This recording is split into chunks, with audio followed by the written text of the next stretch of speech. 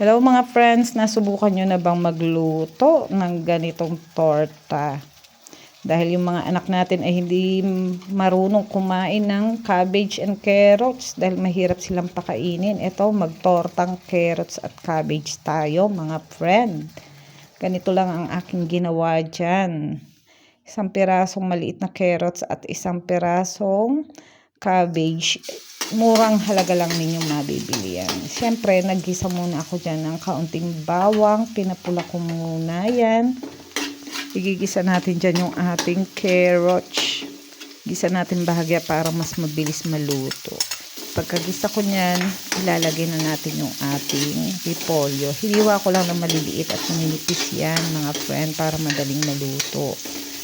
So pagkagisa nyan, mekos-mekos lang natin halo-haluin at palambutin natin ng bahagya. Yung medyo fresh pa siya na kailangan mainitan lang para kumonti lang yung ating cabbage. Kasi kapag ipiprito na natin yan ay madali lang maluto.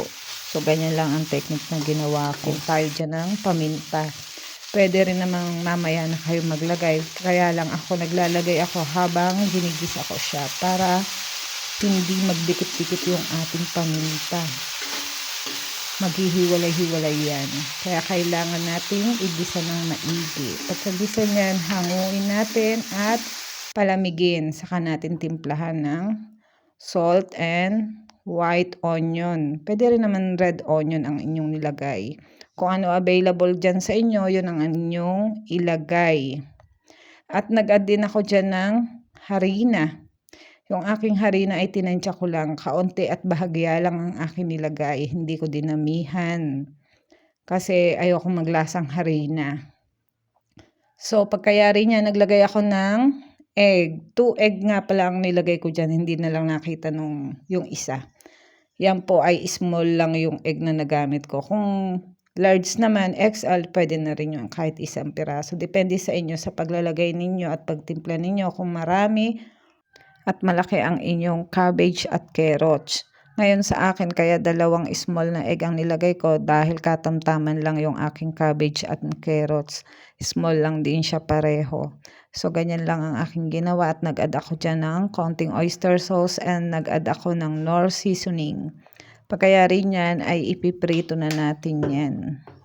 Magpainit na tayo ng ating kawali at mantika. Kapag mainit na, pwede na tayo magprito at ilagay na natin ang ating tortang cabbage and carrots.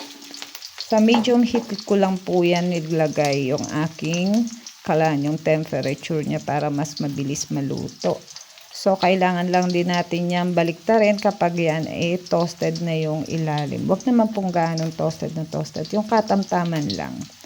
So, ganyan lang po ang aking luto ngayon. Sana po ay nakatulong sa inyo at nagustuhan ninyo ang aking pagluluto. Mag-iwan naman po kayo ng mensahe sa aking comment section. At kung nagustuhan nyo ang lutong ito, paki-like and share naman po para magkaroon din ng idea at kaalaman yung iba sa pagluluto ng tortang cabbage and carrots. Thank you!